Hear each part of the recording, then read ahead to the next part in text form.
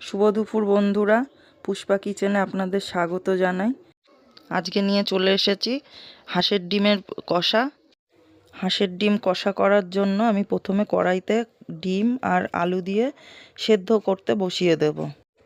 আর করব লাউ শাক, তার জন্য আমি আলু কেটে নেব লাউ শাকের জন্য। লাউ শাকটাও আমি কেটে নিচ্ছি, কেটে একদম ধুয়ে নেব লাউ শাকটা। লাউ শাকের জন্য এবার আমি শিলে নিয়েছি সর্ষে, পোস্ত আর লঙ্কা। এগুলোকে ভালো করে আমি বেটে নেব। মিহি করে আমার মশলাটা বাটা হয়ে গেছে। এবার আমি মশলাটাকে তুলে নেব একটা বাটিতে আলাদা করে। আমার ডিম আলু সেদ্ধ করা হয়ে গেছে। কড়াইতে তেল দিয়ে এবার বড়িটা ভেজে নেব লাউ শাকের জন্য।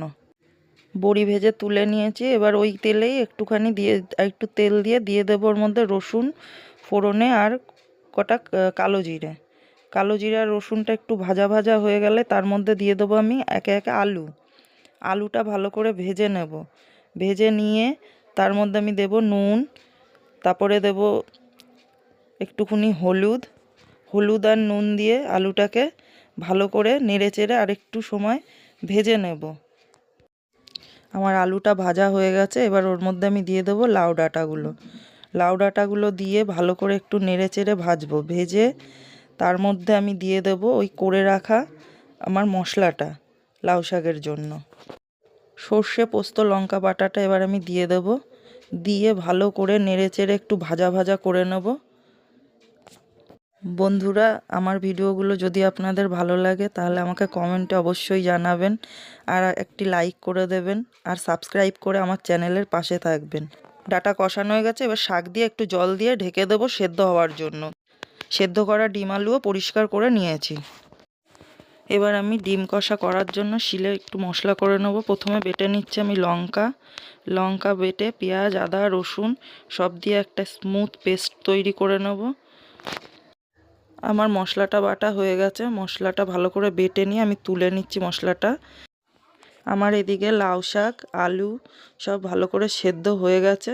এবার আমি তার মধ্যে দিয়ে দেব চিনি দিয়ে একটু নাড়াচাড়া দিয়ে দেব বড়িগুলো দিয়ে নাড়াচাড়া করে নামিয়ে নিলেই রেডি হয়ে যাবে আমার সর্ষে পোস্ত দিয়ে লাউ শাক।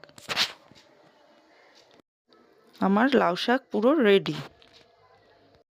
আমি কড়াইটা পরিষ্কার করে নিয়ে এসে কড়াইতে তেল দিয়েছি। তেল গরম হয়ে গেলে একটু নুন, হলুদ দিয়ে আমি ডিমগুলোকে ওর মধ্যে ছেড়ে ভালো করে লাল লাল করে ডিমগুলোকে ভেজে নেব ডিম কষা করার জন্য। আমার ডিমগুলো তেলে দিয়ে নাড়াচাড়া করতে করতে ভালো করে লাল লাল করে ভাজা হয়ে গেছে। এবার আমি ডিমগুলোকে তুলে নেব। তুলে নিয়ে ওই তেলেই আবার আমি সেদ্ধ করা আলুগুলোকে ভালো করে ভেজে নেব।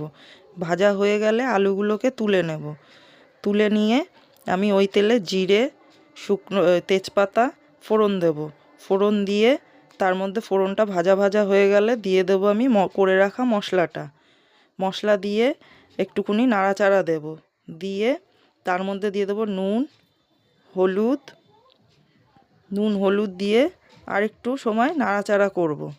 নাড়াচাড়া করে একটু ভাজা ভাজা হয়ে গেলেই এবার আমি দিয়ে দেব মিক্স করা 1 চামচ ধনে জিরের গুঁড়ো। দিয়ে খানিকক্ষণ একটু নাড়াচাড়া করে একটু জল দিয়ে দেবো। জল দিয়ে ভালো করে কষাবো যতক্ষণ না মশলা দিয়ে তেল ছেড়ে আসে। মশলা দিয়ে তেল ছেড়ে এসেছে আমার।